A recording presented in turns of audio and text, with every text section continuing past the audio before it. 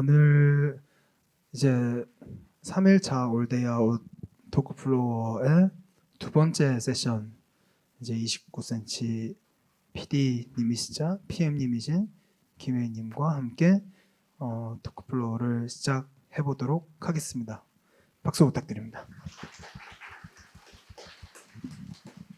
네, 우선 간단하게 인사 먼저 부탁드립니다.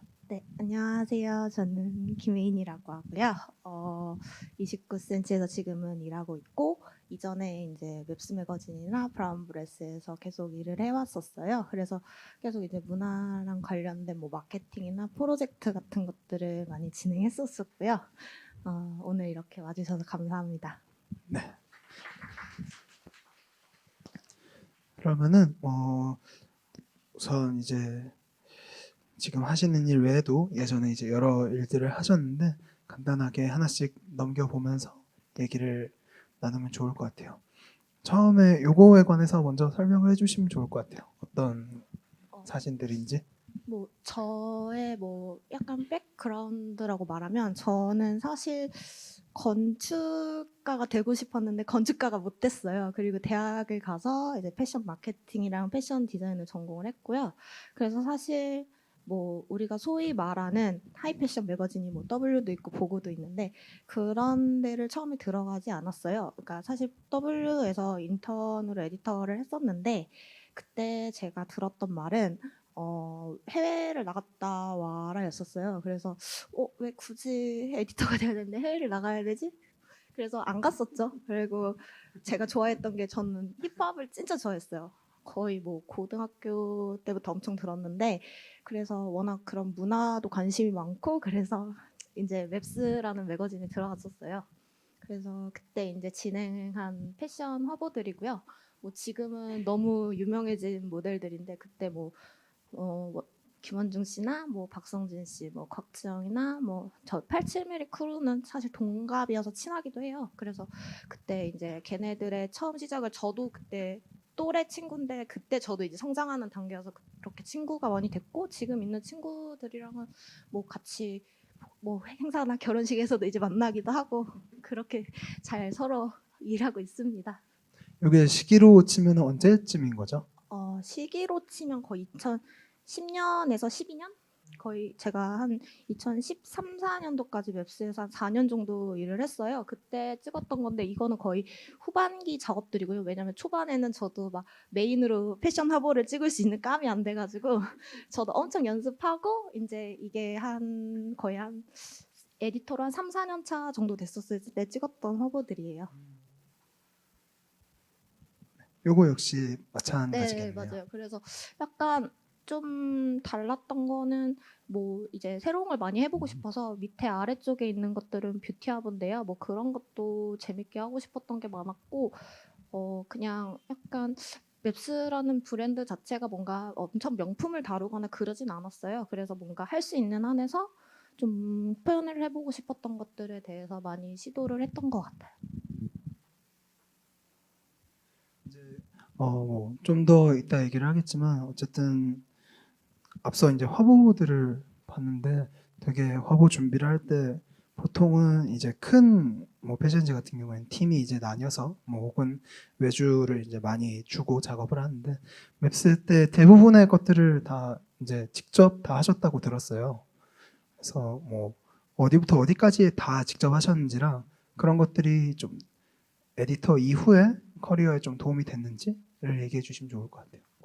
사실은 뭐 화보 하나를 진행을 할 때 되게 많은 스텝이 붙어요. 뭐 예를 들어서 이런 아까 저 처음에 있는 사진 경우 안지연이나 뭐 이런 야외 촬영 같은 데는 사실 장소를 먼저 세팅해야 되는 장소를 픽업하는 픽업 리스트가 따로 있거나 아니면 세트 스타일리스트가 붙어요. 근데 사실 작은 매거진들은 그런 걸 준비할 수 있는 자본도 없고 그렇게 할 수 있는 스텝도 부족해서 이제 그런 것들이 일단 본인들이 먼저 할 수 있는 어느 정도 이제 데이터베이스가 있어야 되고 그리고 보통 이제 큰 매거진들은 어시스턴트가 한 2명 기본 붙어요. 근데 이제 저희는 또 그렇게 많은 스텝이 없다 보니 이제 저도 실제로 옛날에 압구정에 이제 대행사들이 되게 많은데 막 키릴 신고 막 막 쇼핑백 4-5개 지고 돌아다니고 막 그 픽업 반납을 진짜 실제로 많이 하거든요. 그래서 그랬던 경험이 있었던 것 같아요. 그래서 뭐 일단 옷을 스타일링하고 픽업하고 반납하는 게 기본이고 거기에 이제 장소,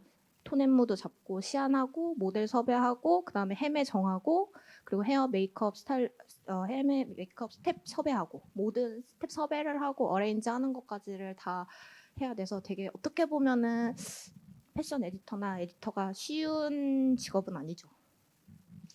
그렇게 하셨던 것들이 이제 에디터 외의 일, 그러니까 이따 얘기하겠지만 뭐 브라운 브레스나 29cm에서 하셨던 일에도 좀 도움이 많이 되셨겠네요. 그러면.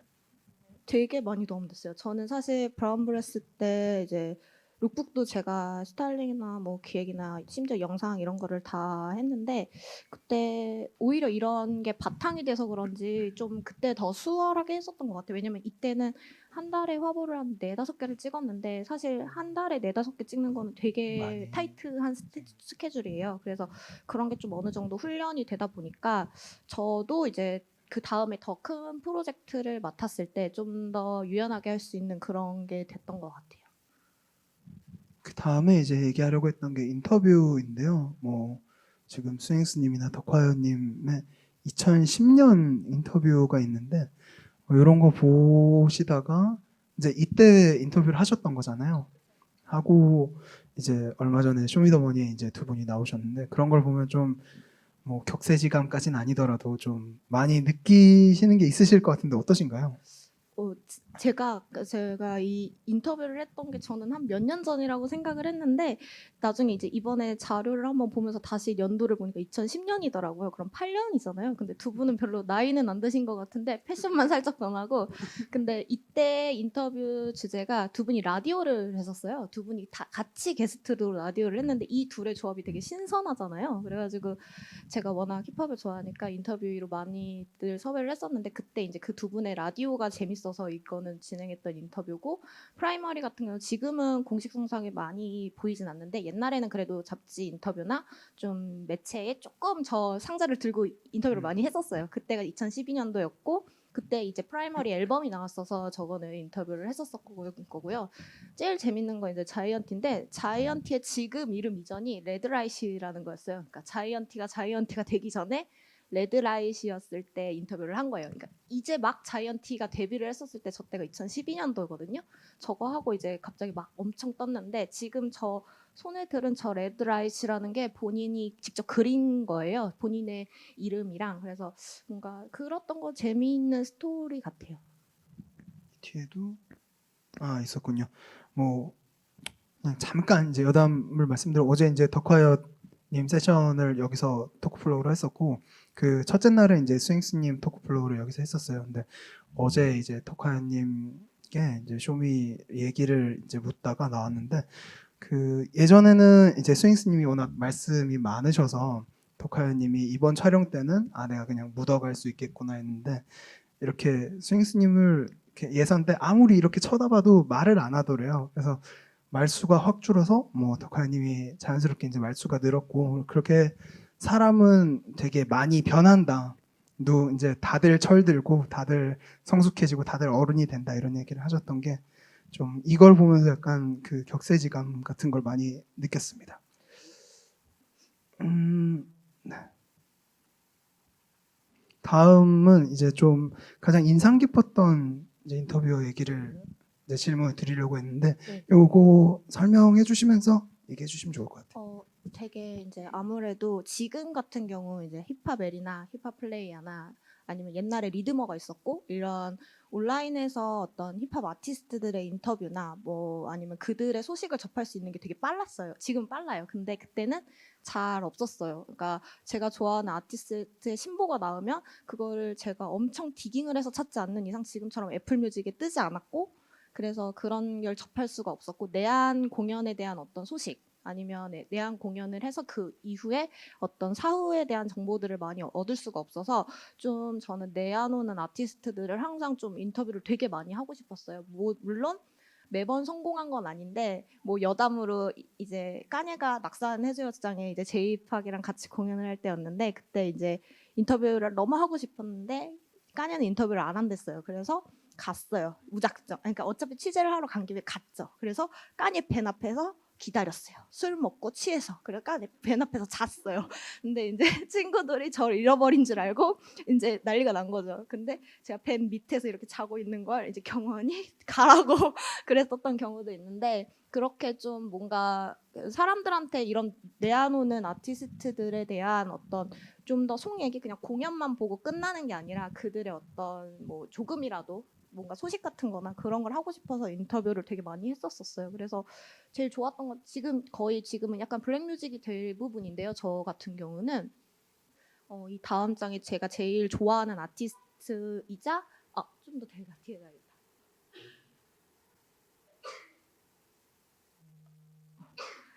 제가 제일 좋아하는 아티스트이자 제가 인터뷰했던 사람 중에 가장 깊은 인상을 남겼던 사람이 바로 제이락이에요.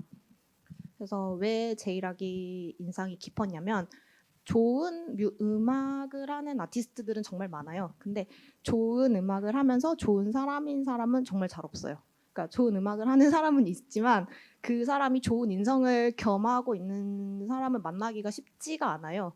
근데 제이락은 정말 좋은 음악을 하는데 정말 좋은 사람이었고, 보통은 저 정도의 어느 위치나 인터뷰이가 되면 되게 인터뷰어들이 되게 갔었을 때 거만할 수도 있고, 아니면 내안왔었을 때 피곤하거나 아니면 거절하는 경우도 많은데, 정말 딥하게 인터뷰를 했었고, 제일 인상 깊었던 게 인터뷰를 하러 갔는데, 지금은 애플 워치가 있잖아요. 애플 워치가 2014년도에 나왔는데 저 인터뷰는 2012년도예요. 그러니까 2년 전이었어요. 근데 애플 아이팟을 손목시계로 찼었어요. 그러니까 그럼 흔히들 이제 남자의 자부심은 시계라는 말을 하잖아요. 그 사람의 자부심은 음악이었던 거예요. 그러니까 그 사람은 핸드폰에 음악이 담지 않고 그냥 항상 아이팟에 시계로 차고 다니면서 음악을 들을 만큼의 음악에 열정이 있는 사람이었고, 그 모습이 저는 정말 인상 깊었어요. 그리고 제가 이제 되게 위대한 아티스트니까 제가 음악을 추천해달라고 그랬더니 역으로 자기는 everything and anything이라고 다 듣는다고. 그래서 너가 나한테 오히려 추천을 해달라. 너의 추천이 나한테 참 도움이 될 것 같아라는 되게 겸손한 말을 했는데, 그런 게 되게 기억에 남았던 것 같아요. 그러시군요. 요 앞에 것들에 대해서도 조금씩 얘기를 해주시면 좋을 것 같아요. 어떤 이분은 아실 수도 있는데요. 닥터 노마넬리라고 이제 리워크를 통해서 아티스트 작품을 많이 하는데, 이때가 이제 제가 일했던 맵스의 5주년이었었어요. 그래서 제가 되게 해외 디자이너나 아티스트들을 이제 이메일로 그냥 단순히 그런 아예 컨택 포인트 없는데 그냥 무작정 이메일을 엄청 길게 써가지고 컨택을 많이 했었어요. 그 중에 하나가 이제 제가 좋아했던 로마넬리였고, 그때 로마넬리가 티샷 작업했었던 게 좀 약간 빈티지 작업 폴로랑 이런 것도 이슈가 됐었을 시점이었어요. 2011년도가. 그래서 제가 저 커버 디자인까지 의뢰를 해서 인터뷰를 진행했었던 거고요. 이거는 좀 어떻게 보면은 로마넬리가 뭐 옷을 리폼하거나 옷을 관련해서 작업은 많았는데요. 약간 잡지 커버까지 디자인한 작업은 많지 않았어요. 그래서 그도 이 작업이 되게 재밌었었고, 또 여담이지만 사실 저거를 홀로그램처럼 뭔가 두 겹의 어떤 파일로 해서 엑스레이를 투과한 것처럼 하려고 사실은 디자인을 기획했던 건데, 이제 뭐 랩스에 있었을 때 이제 자본이나 아니면은 그게 이제 현실적으로 약간 구현하기가 어려웠던 게 있어서 저 정도의 디자인이 나왔지만 되게 재밌었던 작업이었었어요. 제 뒤에는 해외 디자이너들을 인터뷰를 많이 했었는데요. 아까 연결된 거로 이메일로 거의 컨택을 많이 했어요, 저는. 그래서 제가 엄청 영어를 잘하는 건 아니었지만 그냥 번역기 쓰면서 열심히 찾아서 공부를 하면서 인터뷰를 했었었고, 이 디자이너들 같은 경우는 지금 같은 경우는 뭐 인터넷에서 많이 찾으면 쉽게 접할 수 있지만, 그 디자이너들의 어떤 인터뷰를 사실 접하기가 쉽지 않은 디자이너들이에요. 그래서 그런 디자이너들을 좀 심층적으로 인터뷰를 하고 싶다는 욕심이 있어가지고 공부도 많이 하면서 인터뷰를 했었었는데, 되게 저한테는 좋은 경험이 되었던 것 같아요. 이런 걸 보면서 많이 느꼈던 건데, 사실 지금은 이제 내한한 아티스트 분들이 오면은 사실 프로모션을 이제 참석을 하기가 되게 바쁘시거든요.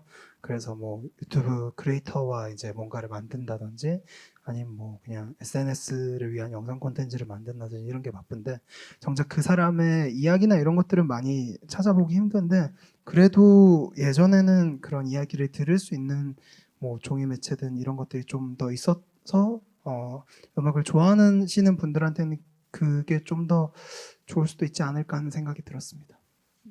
저도 뭔가 이 인터뷰가 저에게 더 기억에 남는 게 이제 어쨌든 뭔가 페이퍼 매거진은 두고두고 볼 수 있잖아요. 뭔가 좀 더 휘발성이 덜하다는, 그러니까 온라인보다 그래서 좀 더 소장이 더 용이하다는 점에서 그래서 더 페이퍼 매거진 인터뷰가 조금 더 의미가 남달랐던 것 같아요. 저도. 요거 같은 경우에는 뭐 앞선 세션에서 이제 로디가님께서도 윤혁 작가님이랑 같이 이제 프로젝트를 진행하셨던 걸 얘기하셨는데, 요거는 잡지의 커버를 같이 협업하신 건가요? 제가 4명의 아티스트를 컨택을 해서 나이키 에어맥스를 기념해서 이제 작업을 했는데 그중에 이제 뭐 다른 골드스텝이나 김아람 작가님 외에 이제 2분의 작품만 여기다 실었는데요. 세바라는 그래픽 아티스트인데 정말 활발하게 활동하시고 미술관이나 아니면은 현대적인 공간에 엄청 많은 그래픽을 하세요. 그래서 이분과 했던 거고, 윤엽 작가님은 지금 너무나 뉴욕에서 유명한 아티스트인데 이분과 이제 에어맥스의 모티브를 가지고 각각 아티스트가 각각의 색깔로 표현한 작품들을 그때 이제 표지에 싣고 이제 아까 말씀드린 4명의 작업을 다 합친 거예요. 저 표지는 맨 오른쪽 사진은 각각 4명의 아트웍을 다 합친 거에 대한 그런 표지를 만들었었어요. 그래서 나이키랑 같이 진행했던 건데 사실 뭔가 아티스트를 접하는 게 사실은 요즘은 이제 온라인에서 많이 접하니까 사진으로 많이, 그러니까 온라인의 이 화면으로 접하잖아요. 근데 이거를 실물로 약간 내가 그 아티스트의 작품을 사지 않아도 뭔가 볼 수 있는 게 약간 매력이지 않았나 싶어요. 요거 같은 경우는 어떤 내용인가요?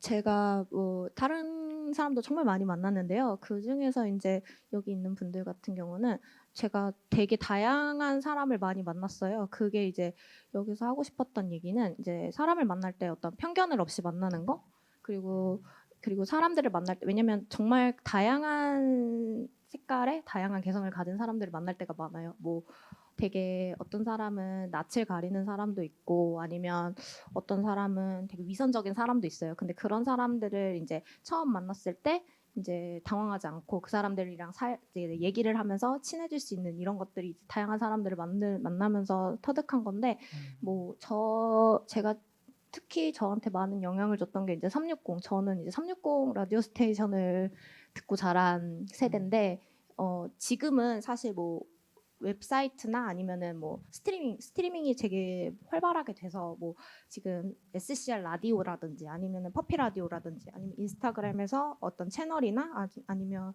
뭐 믹스클라우드나 네. 사운드 클라우드 같은 그런 게 많잖아요. 네. 근데 당시는 그런 게 조금 덜했어요. 그래서 그런 것들을 이제 듣고 자라서 저의 이런 뭔가 되게 건강한 양분이 됐던 것 같고, 뭐 지금 뭐 패기 같은 경우는 완전 지금 이때는 모델이었는데 지금은 DJ로 많이 활약하고 있어요. 이런 사람들이랑 뭐 다양하게 만났던 게 되게 저한테는 큰 영향이 됐던 것 같아요.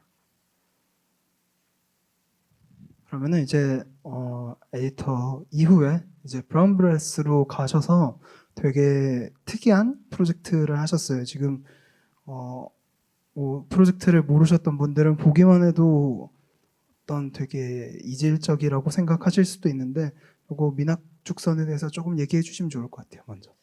일단은 브라운브레스에서 프로젝트 B라는 프로젝트를 연간으로 했었는데요. 이 프로젝트 B의 B가 보호를 의미해요. 그래서 문화를 그릇에 담아서 보여준다라는 그 B를 의미를 하고요. 브라운브레스 B도 상징하는 바가 있어요. 근데 이제 사실 스트릿 브랜드가 왜 저런 걸 해라는 게 그 당시에도 되게 많았어요. 왜 굳이 너네가? 막 이런 생각이 많았는데 그 프로젝트 B 같은 경우는 정말 장인 정신 아니면은 우리가 모르는 아니면 소외받는 어떤 이런 문화들에 대해서 집중적으로 조명을 하고 그거를 사람들한테 알리는데 되게 의의가 컸어요. 그래서 지금 김대석 장인 같은 경우는 지금도 저랑 연락을 해요. 그래서 이때 너무 저랑 프로젝트를 잘 진행했고 그 뒤로 제가 연락을 드리면 그냥 너가 부탁하는 건 다 해줄게라는 식으로 엄청 좋아해 주셨어요. 왜냐면 사실은 이분이 우리나라 마지막 접선장이고 마지막 선자장이에요. 그러니까 이런 잊혀져가는 문화 아니면 잊혀져가는 어떤 그런 장인 정신에 대해서 조명을 하고 싶어서 진행했던 프로젝트고요. 지금 왼쪽에 보시는 게 이제 서민 부채예요. 그래서 담양에 있는 대나무랑 전주 한지로만 만드는 거고요. 사실 이렇게 했었을 때 가격대가 엄청 비쌀 것 같은데 비싸지도 않아요. 2만 원? 2만 원 언더예요. 그런 서민 부채를 사람들이 사실은 뭐 접할 기회도 없었고 잘 몰라서 지나치는 경우가 많은데 그래서 그런 걸 좀 알리고자 싶었고 이제 저기에 쓰여 있는 산자의 의미가 이제 종이와 대나무가 만나서 맑은 바람을 일으킨다라는 뜻의 한자를 같이 이제 그래픽을 브라운 브레스에서 디자인을 해서 이제 얹혀서 했던 거예요. 이거 관련해서 영상을 잠깐 보실까요?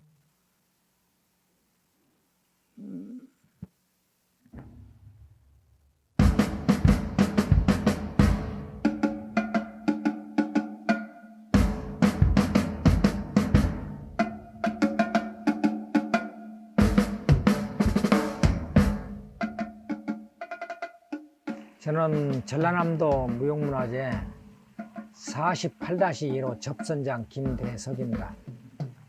가업이죠. 저희 만드는 부채는 가업인데 이제 할아버님 계셨고 아버님 계셨고 그 다음 제가 합니다. 그래서 정말 말하자면 어머니 뱃속에서부터 부채밥을 먹고 태어났습니다. 그래서 지금 현재는 50년 차 하고 있어요. 부모님 일을 돕기보다도 심부름, 잔일을 많이 했죠. 그러니까 어려서는 정말 하자면 새끼 밥을 먹기 위해서 한 것이었거든요. 아버님하고 같이 이런 방목이 있어요. 여기 있으면 저는 방목이 있는데 아버님 앞에 앉고 내가 그 뒤에 앉고 같이 일을 했죠. 그래서 자연스럽게 이렇게 부친일을 배우게 된 거예요. 그 말 그대로 담양이라는 것이 못담자 변양자예요. 물도 오고 햇빛도 잘 뜨고 그래서 토질이 대나무에 자라나는데 가장 좋은 토질과 또 햇빛과 바람 그런 거에 잘 갖춰지는 것이 담양입니다. 어떻게 알았는가는 몰라도 관심을 갖고 우리 접선에 대해서 서민용 부채에 대해서 관심을 많이 갖고 있구나 그 생각이 들어서 그때부터 내가 여러분을 흔쾌히 맞아주고 제가 할 수 있는 것은 다 해주려고 마음을 먹었습니다. 기죽, 상합, 생기, 청풍이라고 종이와 대나무가 만나 맑은 바람을 일으킨다는 뜻입니다. 그건 부채의 뜻입니다. 아마 이런 기회가 돼서 저뿐 아니라 다른 이렇게 전통냐 그런 분들을 좀 많이 알려주시면 감사하겠고 전통은 달리 생각할 것 없습니다. 우리 선조들이 생활 방식이나 도구나 그런 것이 우리 전통입니다. 근데 어떻게 보면은 지금 현대인들은 원시적인 생각이 되지 않느냐 그러지만 원시적이면서 가장 과학적입니다. 부채도 마찬가지입니다. 그 기계가 없어도 동력이 필요 없이 손의 동력으로 치다는 거. 그건 과학이에요, 정말. 남이 알아주고 안 알아주고 그건 떠나서 나는 열심히 하려고 합니다. 열심히 하다 보면은 아마 젊은이들도 본받지 않을까 그런 생각입니다. 욕심 다 버리고 열심히 하려고 합니다. 저는 계속 그 건강이 허락되는 날 아마 제사로 간 날까지 부채를 만들려고 생각합니다.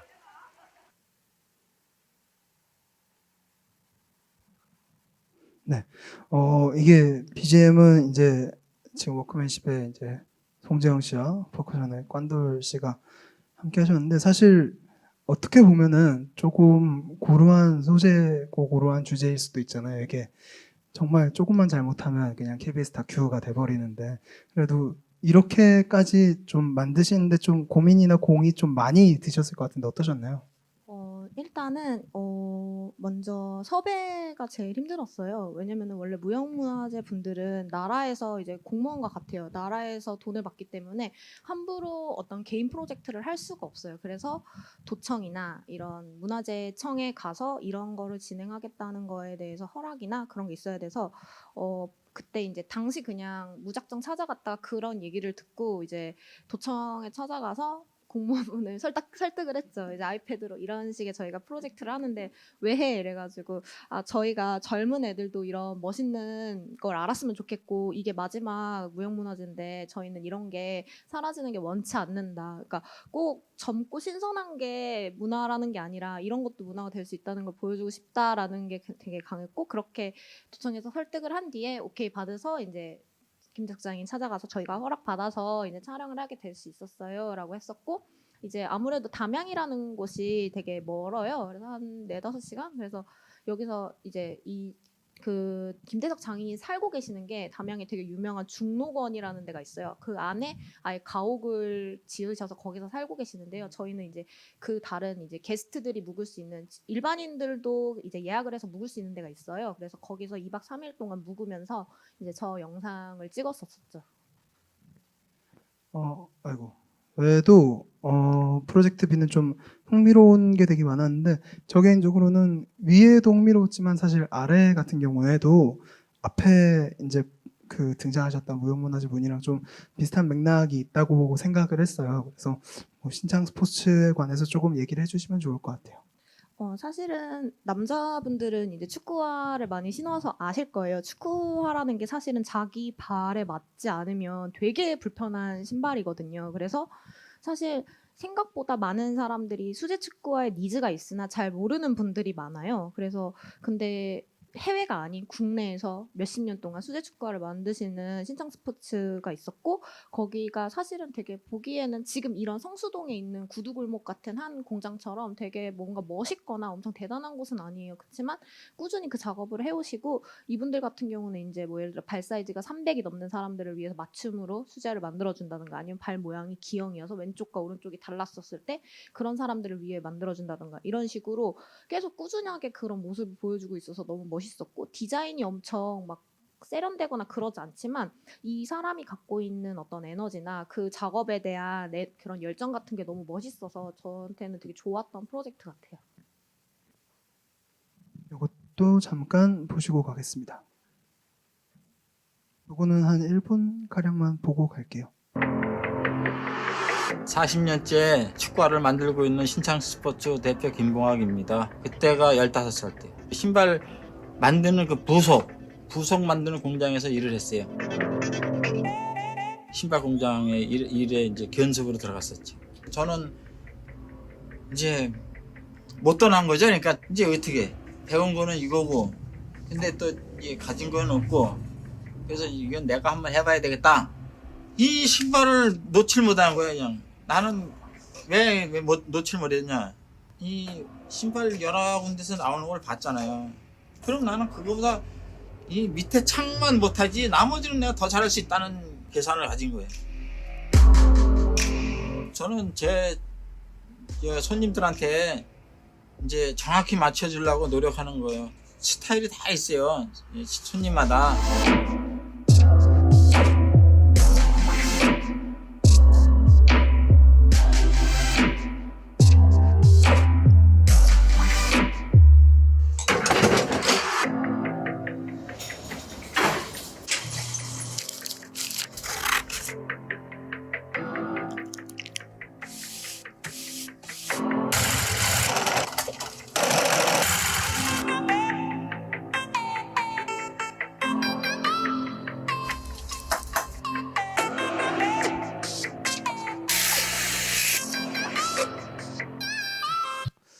넉넉히 보고 있었네요. 이거 같은 경우에는 그 수제화 하나가 이제 만들어지는 과정들을 좀 디테일하게 계속 인서트로 보여주잖아요. 네네. 그러면은 실제로 촬영 시간이나 이런 거 어느 정도 걸렸는지 좀 궁금해졌거든요. 보통 이런 프로젝트를 진행할 때 사실 어른들일 경우는 사전에 이제 만나서 설득하는 과정이 제일 길고요. 그런 작업하는 것들은 이제 제가 일단 공정에 대한 숙지를 다 해요. 그래서 어른들을 만나서 그 전체 프로젝트가 어떻게 진행되는지 이제 어른들이랑 계속 얘기를 통해서 사실 지금 영상에서 보시는 게 전 과정은 아니에요. 왜냐면은 좀 사람들이나 이런 고객들이 봤었을 때 좀 더 흥미로운 소재나 흥미로운 어떤 장면들에 있어서 포착을 한 것들이라 이제 전 과정 중에서 좀 사람들이 봤었을 때 뭔가 비주얼적으로 좀 확 끌만한 것들을 이제 뽑아가지고 그런 것들을 촬영을 하게 되고요. 보통 한 3, 4회차 정도 촬영을 하게 돼요. 그러면은 보통 한 6개월 정도, 짧으면 3, 4개월, 한 길면 6개월 정도 프로젝트가 진행된다고 보시면 될 것 같아요. 생각보다 굉장히 긴 시간이네요. 그러면은 위에 이제 갤러퍼리 스토어는 영상 먼저 보고 그다음 얘기 나눠보도록 하겠습니다. 게라지스는 일반적인 뭐 차를 커스텀한다거나 뭐 차를 수리한다거나 하는 개념이 아니라 뭐 새롭게 이제 리빌드를 하는데 그 리빌드의 어떤 그 디자인적인 감성이라든가 뭐 저의 감성, 모에니 게라지스만의 감성을 담아서 또 새롭게 그렇게 리빌드 한다는 개념으로 보시면 좀 좋을 것 같습니다. 그렇게 어느 정도 캐빈과 프레임이 복원이 되고 기본적인 기회장치하고 메커니즘이 세팅이 되면은 그 다음서부터는 저희가 아이덴티티로 좀 표현할 수 있는 저희만의 어떤 인테리어나 익스테리어나 그런 디자인적인 요소들을 이제 가미를 시켜서 이제 모에닉지를 탄생을 시키게 됩니다. 이번에 같이 이제 공개되는 거는 이제 작업복으로 많이 입고 일선용도 많이 입는 그 점프 시트하고 그 지붕에 이제는 그 패턴이 들어갔던 그런 반다나가 선보일 예정입니다. 그 브라운 브레스하고의 작업은 뭐 아마 대한민국에서 처음이 아닐까 싶어요. 이렇게 콜라보 작업을 하는 부분들이요. 그래서 좀 그 훗날 역사에 남을 만한 어떤 좋은 결과물이 되었으면 좋겠습니다.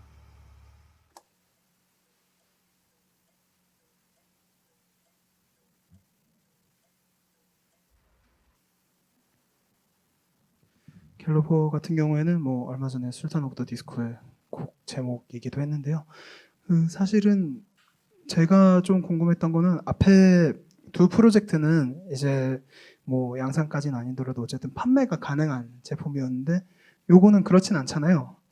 근데 여담이지만 사실 판매를 했습니다. 저게 사실은 그 오른쪽에 맨 보시면은 프로젝트 B 그리고 모에닉 게라지스 이렇게 영문이 적혀 있어서 사실은 저희가 저게 커스텀한 차기 때문에 한 대밖에 없어요. 그래서 저희도 저게 안 팔릴 줄 알아서 회사에선 저걸 사서 우리가 회사 차를 써야 되나 약간 그 정도 고민을 할 정도로 이 프로젝트를 진행했는데 사실 갤러퍼 리스터 저기가 되게 팬덤이 저희가 모르는 또 다른 팬덤이 되게 강한 차고 모에닉 게라지스 같은 경우는 보통 차를 봤는데 1년에서 2년 정도가 웨이팅이 걸려요. 그래서 사람들이 저렇게 뭔가 차가 있으면 저거를 사는데 자기 어떤 취향이나 그런 게 많으면 주저를 하지 않더라고요. 그래서 제가 알기로 판가가 7천만 원이었던 걸로 기억해요. 그래서 아마 솔드아웃이 된 걸로 알고 있습니다. 실제로 다니는 걸 보신 적은 없으시죠? 저 차는 사실 저 아까 촬영할 때 저희가 주행했던 거 외에는 따로 본 적은 없는데 사실 갤러퍼 그 리스토어 된 차는 정말 많이 봤어요. 왜냐면 저도 차를 잘 몰랐는데 저 프로젝트를 진행하면서 저런 리스토어 차들이 되게 많구나. 그리고 되게 갤러퍼 차종이 진짜 오래돼서 거의 지금은 단종된 것들을 많이 가지고 와서 리스토어를 하는 거가 많아요. 그래서 지금 보는 되게 매끈한 외관이나 어떤 되게 예쁜 갤러퍼 같은 경우는 거의 리스토어 된 차량들이 많더라고요. 그러면은 이제 뭐 프로젝트 B 이외에 이제 브라운 브레스에서 하셨던 좀 많은 이벤트와 어떤 행사 같은 것들을 좀 소개를 하려고 하는데요. 위에 케이크샵과 함께 했을 때부터 먼저 얘기해 주시면 좋을 것 같아요. 네, 일단은 브라운 브레스가 스트릿 브랜드다 보니까 저는 이제 문화를 서포트하는 게 당연히 맞다고 생각을 했고 브랜드에서도 그거를 되게 중요하게 생각을 했었어요. 그래서 이제 브라운 브레스가 저 이전에는 좀 되게 얌전하고 착한 그런 것만 많이 했다면 좀 제가 이제 하면서는 좀 더 적극적인 퍼포먼스를 많이 내고 싶었고 이제 주변에 있는 친구들, 아티스트들을 많이 해서 되게 재밌는 걸 많이 하고 싶었었어요. 그래서 저 케이크샵 같은 경우는 제가 워낙 케이크샵을 많이 놀러도 갔었었고 그래서 그들과 클럽이랑 아예 콜라보를 해서 옷도 만들고 이걸 가지고 파티까지 하면 정말 재밌겠다라는 생각을 했었어요. 근데 이게 불과 한 4년 전인데요. 지금은 사실 뭐 LMC나 아니면은 뭐 이제 곧 모데시에서 아더에로 파티도 하고 이런 게 되게 많아요. 근데 그땐 당시 잘 없었어요. 클럽을 대관해서 뭔가 브랜드에서 파티를 한다는 것 자체가 사실은 왜? 약간 이런 식이었기 때문에 그때 이제 케이크샵 하는 게 조금 사람들한테는 되게 흥미로웠던 거였었고요. 그래서 일부러 모델들도 그냥 모델 쓰기 싫었고 DJ인 킹맥이랑 제니한테 부탁을 해서 그래서 룩북도 찍고 영상도 만들고 그 영상 음악은 킹맥이 해주고 그런 식으로 프로젝트를 진행했었어요. 그래서 저는 약간 프로젝트를 진행할 때 좀 거기에 진정성이 되게 중요하다고 생각을 해요. 케이크샵이면 케이크샵에서 플레잉을 했던 아티스트 아니면 케이크샵이랑 조금이라도 연관이 있는 사람들이 진행을 해야 된다고 많이 믿어서 그런 식으로 이제 많이 진행을 했던 것 같아요. 그래서 그 옆에 포스터 보면은 보일러룸이라고 이제 되게 세계적으로 요즘에 많이 핫한 옛날에는 좀 덜 알려졌던 보일러룸과 함께 파티를 진행을 했었었고요. 그때 이제 보면은 지금도 줄을 많이 서긴 하지만 그때도 줄을 참 많이 서서 그날 파티를 진행했었는데 정말 재밌게 잘 놀았던 파티 같아요. 그리고 그 밑에는 O6-2라고 이제 어글리덕이 속해 있는 그 광주 크루인데요. O6-2가 062 그러니까 광주의 지역 번호예요. 그래서 사실 서울 같은 경우는 뭐 예를 들어서 뭐 VMC 아니면은 맥키네인 이런 크루들이 정말 많고 활발하게 활동을 할 수 있어요. 그런 뭔가 니즈가 있으면 아니면 내가 아티스트나 프로듀서나 아니면 영상 뭐 이런 식의 크루들을 해서 되게 보여줄 수 있는 그런 곳이 많은데 사실 지방은 그런 게 잘 없어요. 근데 이제 저는 저 광주에 있는 O6-2가 되게 지방에서도 되게 활발한 움직임을 보이고 있었고 음악이나 아니면 영상이나 파티나 이런 쪽으로도 친구들이 되게 재밌는 움직임을 많이 보여주고 있어서 기획을 했었었고 그래서 이 둘과 이제 서울 투 광주, 광주 투 서울이라는 걸 주제로 광주에서 한번, 서울에서 한번 이제 파티도 같이 진행을 했었어요. 물론 이제 저 O6-2의 이제 MD는 이제 옆에가 룩북인데요. 그런 식으로 옷도 만들어서 사람들한테 판매도 했었었고요. 저거 같은 경우는 판매도 굉장히 잘 됐던 제품들이었었어요. O6-2 같은 경우에는 어쨌든 뭐 광주 안에서는 되게 열심히 움직이고 또 이 브라운브레스랑 콜라보한 거 외에도 그 이후에 이제 알파 인더스트리랑도 콜라보를 하고 이렇게 진행을 했는데 확실히 단순히 콜라보를 한다고 해서 그 콜라보를 한 그 자체나 어떤 제품이나 이런 게 많이 알려지지는 않는 것 같아요. 그만큼 또 콜라보를 한 것에 있어서 그걸 알리려는 노력도 많이 해야 된다고 생각을 하는데 이런 것들은 좀 그런 점에 있어서 어떤 식으로 좀 노력을 하셨는지 궁금합니다.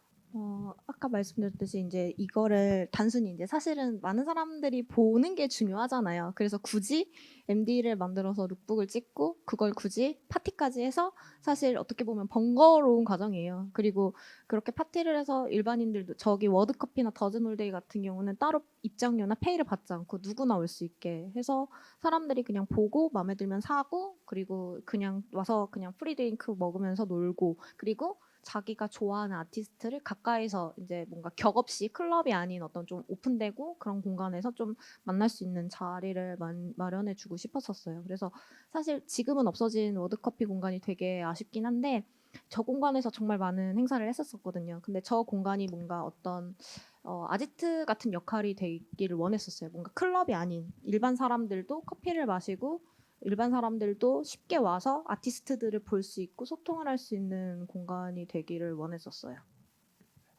요거 이후에 이제 하나 했던 게 힙합밸리랑 믹스테이프 먼스라고 해서 좀 크게 이제 프로젝트를 하셨던 게 기억이 나요. 이거는 핸즈였죠. 핸즈에서 파티도 하고 그 다음에 믹스테이프 먼스라고 해서 힙합밸리에서도 계속 콘텐츠가 나가고 그 다음에 관련해서 이제 제품도 만들었었는데 요거에 관해서 조금 더 얘기를 해주시면 좋을 것 같습니다. 지금은 이제 이렇게 세 분이 워낙 유명한데 이때는 사실은 레인밸류가 이거 당시에는 서출구가 제일 유명했었어요. 이거 찍을 때는. 근데 지금은 물론 판도가 바뀌었지만 근데 이제 이거의 취지는 사실 아티스트들이 믹스테이프를 정말 많이 내요. 근데 그거를 사람들이 잘 모르는 경우도 많고 초반 작품이라서 되게 싱글보다 더 못 듣는 경우도 많아요. 그거를 좀 더 살리고 뭔가 사람들한테 재밌게 해주자는 취지였었고, 그때 이제 힙합에리에서 이거를 먼슬리로 아예 대대적인 캠페인을 했었어요. 그래서 지금도 그 카테고리가 살아 있어서 지금도 볼 수 있는데요. 그때 이제 이 세 분 아티스트들의 초기의 믹스테이프에 있는 가사들, 그래서 베스트를 힙합에리가 직접 선정을 했고 거기서 이제 꼽은 3명의 아티스트인 거예요. 그래서 저 뒤에 보시면 각각의 가사들이 다 지금 티셔츠에 녹여져 있어요. 그래서 각 아티스트들이 자기가 생각했을 때 가장 멋있다고 했는 문구들 같은 것들이 저기 이제 MD로 표현되어 있었었고, 그것들을 이제 저희가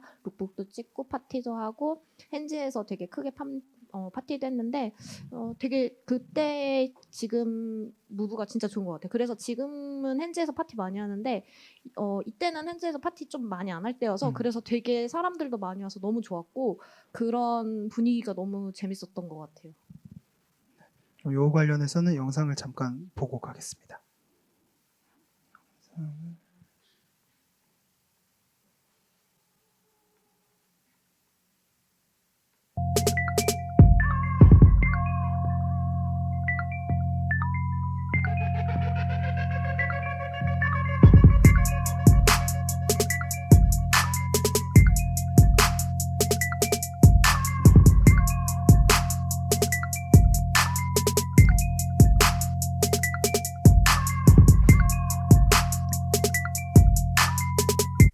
오늘 퍼포먼스 하는 사람들 중에 제일 기대되는 사람은 혹시 누구세요? 넉살이요. 넉살이죠, 당연히. 보러 왔는데 당연히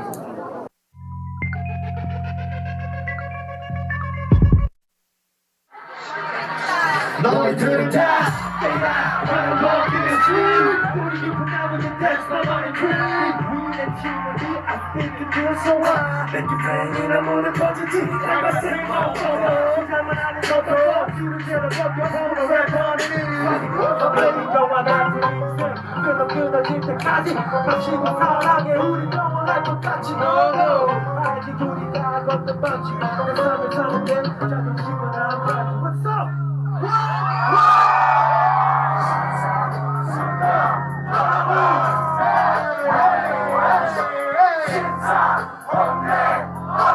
한창 좀 더 많이 있어요. 그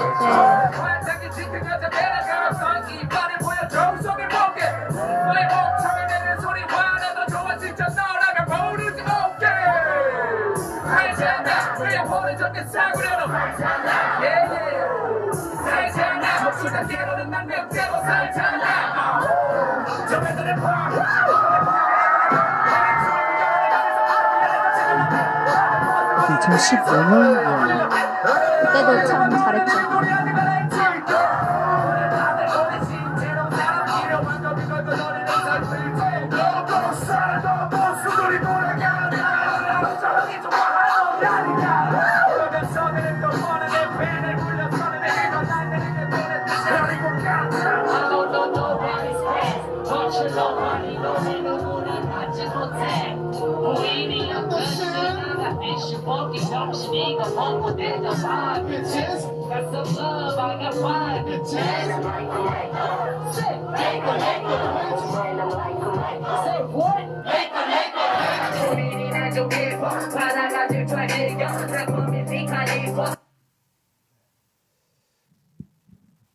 뭔가 지금과는 좀 많이 달라진 것 같아서 보고 있으면서도 사실 좀 신기하다는 생각이 들었어요. 저도 이제 힙합엘리를 오래 했는데 사실 저 때만 해도 뭐 넉살님의 이제 제품이 워낙 안 팔려서 걱정을 했었고 약간 그랬었는데 진짜 시간이 이렇게 빨리 흘러가는구나. 이게 2015년에 했던 거잖아요. 네, 맞아요. 그래서 벌써 3년이나 지났고 그 3년 동안 많은 것이 바뀌었다는 사실이 되게 그쵸. 신기하게 느껴졌습니다.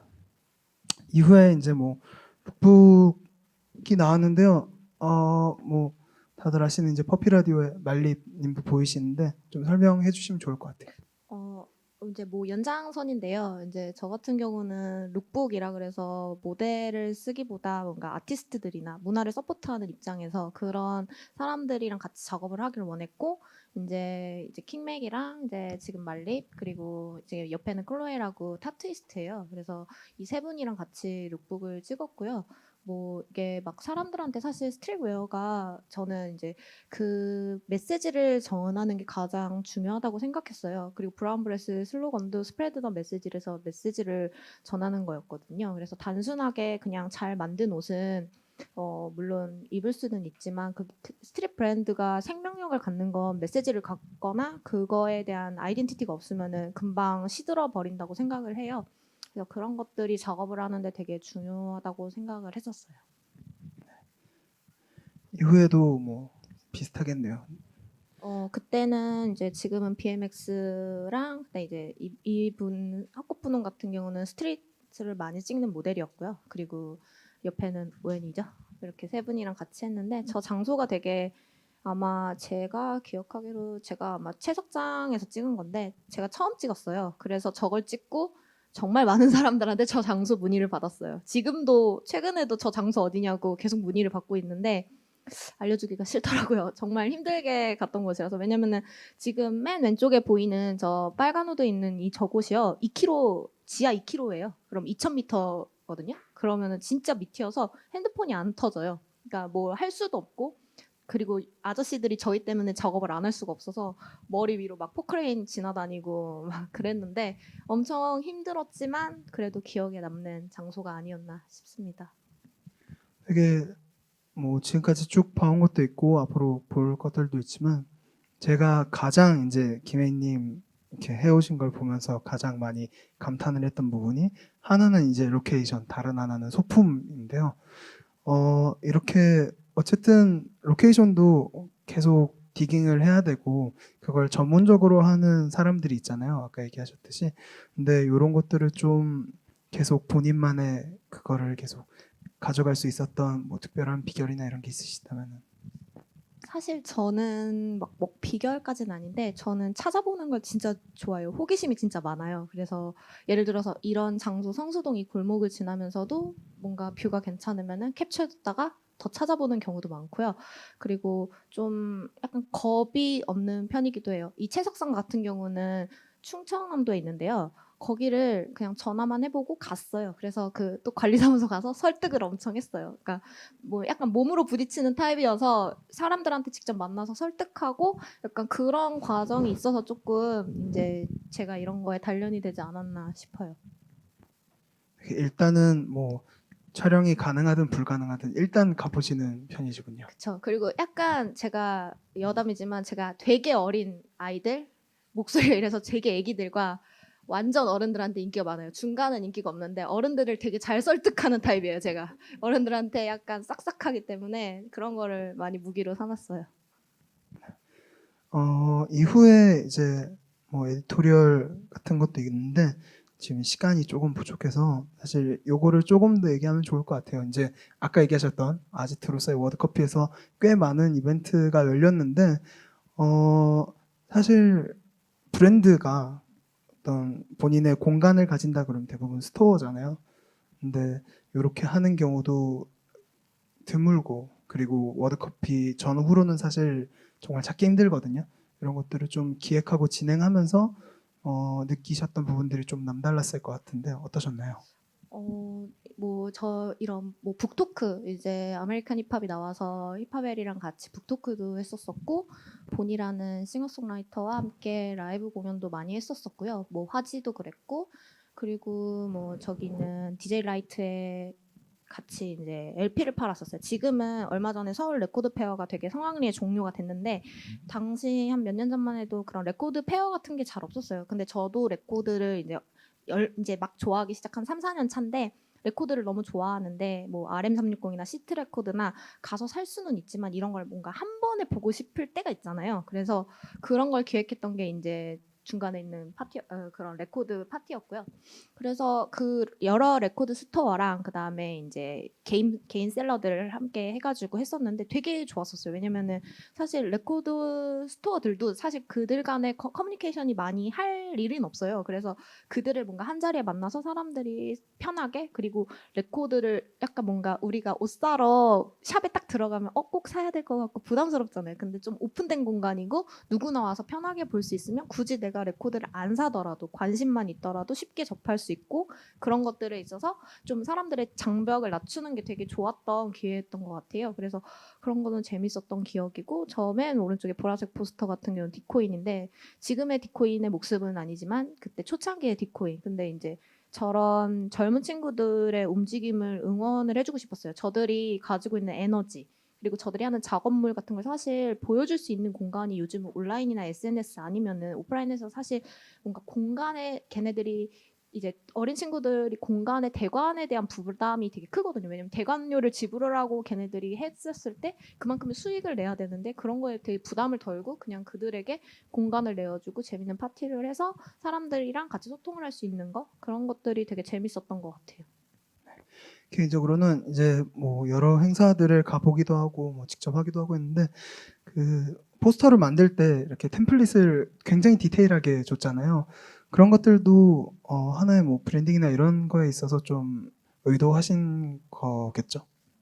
아무래도 이제 브라운브레스에 있는 디자이너 분들이 되게 그런 거에 있어서 되게 중요하게 생각하셨고 이제 저희가 행사 하나를 하더라도 그냥 막 커트로 하고 싶지 않았어요. 그냥 지금같이 뭐 SNS에 포스터 올려가지고 우리 여기서 파티에 와 이런 게 아니라 입간판도 만들었고요. 항상 배너도 항상 만들었어요. 굳이 그게 번거롭더라도 사람들한테 제대로 된 그러니까 나름의 할 수 있는 영역에서는 제대로 된 걸 보여주고 싶었고 그게 막 엄청 돈을 들이지 않아도 좀 디테일한 거를 많이 신경을 쓰려고 했어요. 그래서 제가 지금 이거 인터뷰 영상 할 때 제가 했던 말이기도 한데 뭔가 프로를 만드는 건 디테일에서 되게 좌우를 한다고 생각했거든요. 그래서 사람들이 좀 기억에 남고 많이 이제 인상 깊게 하려면 그런 디테일들을 챙겨야 된다라는 생각이 있었어요.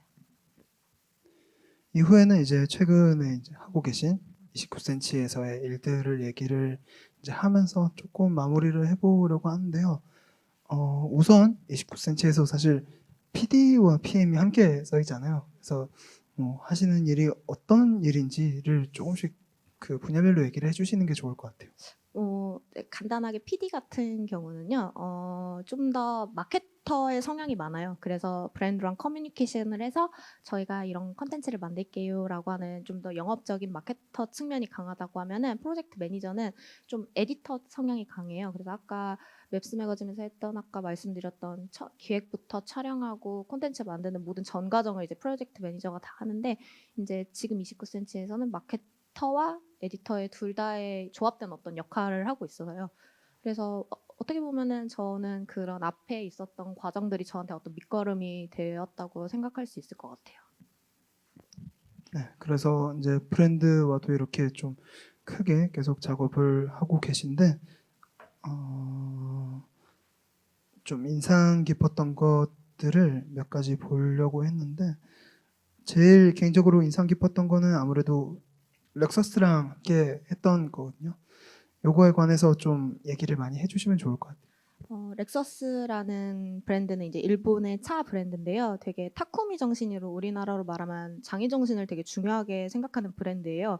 이전에 제가 브라운브레스에서 프로젝트 B라는 걸 했었을 때는 스트릿 브랜드가 가지고 있는 어떤 영향에서 보여줄 수 있는 거를 좀 보여줬다면은 렉서스는 좀 더 큰 범위로 이제 확장한 거고 그 렉서스가 진행하는 크리에이티브 마스터즈라는 행사였었어요. 작년부터 진행하고 있는데 사실 이거는 제가 올해는 29cm에서 하지 않았지만 또 참여를 하긴 했어요. 외주 스텝으로. 그러니까 그만큼 렉서스가 아이덴티티로 가지고 가고 싶었던 어떤 크리에이티브한 장인 정신에 대한 거였고 각 우리나라의 현대 작가들 그 작가들을 가지고 같이 이제 인터뷰도 하고요. 그리고 그 작품도 같이 만들었어요. 그래서 지금 보시는 거는 돌을 가공하는 이제 석공예가 김현주 작가님입니다. 정말로 29cm라는 뭐 플랫폼 자체가 되게 독특한 거겠지만 어쨌든 한 기업 안에서 이제 마케터로서도 일하고 에디터로서도 일하고 이런 것들이 어떻게 보면은 정체성이 되게 나뉘는 일인데도 함께하고 계시잖아요. 그래서 각각의 일을 할 때 조금 분리해서 생각하시는지 혹은 그냥 그 모든 걸 하나로 이렇게 묶어서 생각하시는지도 궁금하거든요. 저는 아무래도 하나로 생각하는 타입인 것 같아요. 제가 막 엄청 머리가 좋아서 이렇게 막 분리해서 생각하는 타입은 못 되고, 근데 대신 전체적인 그림을 보고 이제 그거에 있어서 약간 프로세스를 정리를 하기는 해요. 예를 들어서 이 일을 했었을 때 언제까지 데드라인으로 커뮤니케이션하고 모델 섭외하고 옷하고 뭐하고 이런 프로세스들을 좀 디테일하게 정리를 해서 하는 타입이고요. 근데 그거를 뭔가 PM이나 PD 뭐 역할 이런 걸로 나눠서 하진 않아요. 그래서 성격 자체가 뭔가 제가 A부터 Z까지 다 하는 거를 되게 좋아해요. 그게 뭐 되게 피곤할 수도 있는데 그런 걸 좋아하다 보니까 이제 장소 같은 것도 남이 추천해 주는 것보다 내가 찾아서 하는 게 좋고, 옷도 내가 스타일링하는 게 좋고, 모델도 내가 마음에 드는 모델 하는 게 좋고, 어떻게 보면은 되게 번거로울 수 있는데 그런 걸 아직까지는 좀 더 즐기는 타입인 것 같아요. 네, 이렇게 해서 이제 김혜인 29cm PM PD님의 이제 얘기를 좀 들어봤는데요. 개인적으로는 이제 이 세션을 준비하면서 가장 인상 깊었던 내용이 이제 서브컬처라고 하는 어떤 씬 내에 있지 않더라도 충분히 이제 자기가 하고 있는 영역 안에서 그것을 좋아한다면은 이제 서포트를 충분히 할 수 있고 또 충분히 함께 무언가를 할 수 있다라고 말씀하신 게 가장 기억에 남습니다. 그래서 그거에 관해서 한 말씀 더 해주신다면은. 저 같은 경우는 사실 이번 이 페스티벌에 뭔가 아티스트도 아니고 뮤지션도 아니고 아무것도 아니잖아요. 하지만 저 같은 경우는 이제 항상 지금 한 10년 넘게 이 문화의 어떤 서포터로서 계속 있었던 것 같아요. 그래서 제가 회사원이 돼도 저는 서포트가 될 수 있다고 생각을 하거든요. 학생도 물론이고. 그러니까 자기가 어떤 위치에 있던 아니면은 자기가 어떤 역할을 갖던 상관없이 자기가 좋아하는 어떤 취향, 음악이 있으면은 누구나 서포트가 될 수도 있고 그게 자기의 개인의 삶 영역에서 영향을 미칠 수도 있고요. 누군가한테 영향을 미칠 수도 있다고 생각이 들어요. 그래서 엄청 서포터가 대단한 게 아니고 그냥 내가 좋아하는 아티스트 음원 사고 공연 가서 즐기고 그리고 그 아티스트의 좋은 음반이나 음원을 내가 친구한테 소개를 시켜주고 그 친구가 좋아서 만족을 하면 또 다른 사람한테 소개시켜. 이게 뭔가 서포터의 기본적인 어떤 역할이라고 생각을 하거든요. 그래서 뭔가 어떤 거대한 내가 움직임을 만들지 않더라도 내가 좋아하는 게 있고 그렇게 그런 거가 생긴다면 주저하지 않고 계속 뭔가 사람들의 눈치 안 보고 하는 게 저는 좋다고 생각을 합니다. 네, 오늘 좋은 말씀해 주셔서 감사하고요. 그러면 질문을 시간 관계상 딱 3개 정도만 받고 마치려고 해요. 혹시 질문 있으신 분들은 질문해 주시면 감사하겠습니다. 편하게 주시면 됩니다. 이렇게 질문이 안 나오는 세션이 제가 처음이거든요. 네.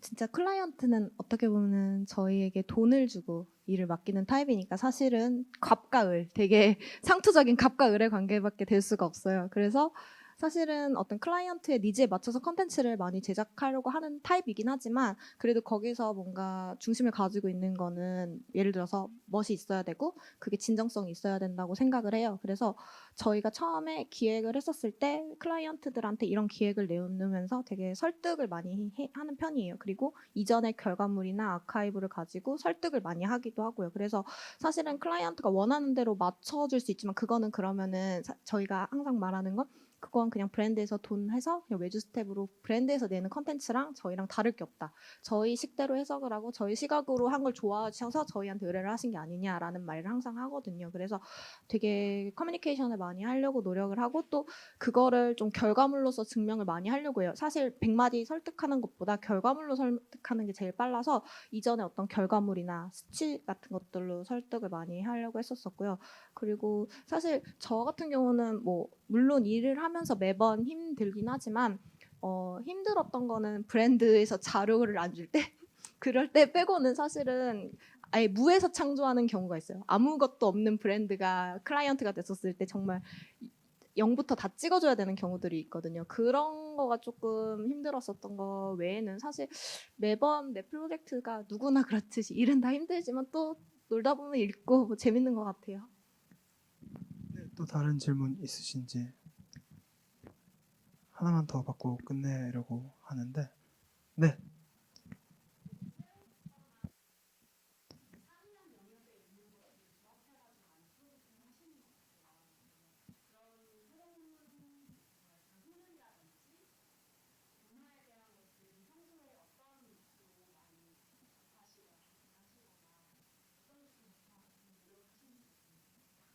저 같은 경우는 일단 기본 베이스가 힙합을 되게 좋아하는 리스너예요. 그래서 음악을 진짜 많이 들으려고 노력을 하고 물론 친구들한테도 많이 추천도 받고요. 그래서 되게 뭐 지금 나오는 메인스트림 아티스트들도 좋아하지만 또 되게 신의 아티스트들 지금 뭐 애플뮤직에 업로드 안 되는 친구들끼리만 아는 그런 친구들을 항상 관심을 가지려고 해요. 근데 저도 이제 나이를 먹다 보니 이제 어린 친구들과의 커넥션이 끊길까봐 계속 노력을 하는 편이고요. 그런 친구들 인스타도 엄청 열심히 찾아보고 그리고 그 친구들이 만날 수 있는 장소 같은 데도 아니면 관심 있는 행사나 그런 데를 좀 많이 가려고 하는 편이에요. 그래서 뭐 지금 오늘 같은 좋은 행사 같은 경우도 사실 되게 어린 친구들이 많이 오잖아요.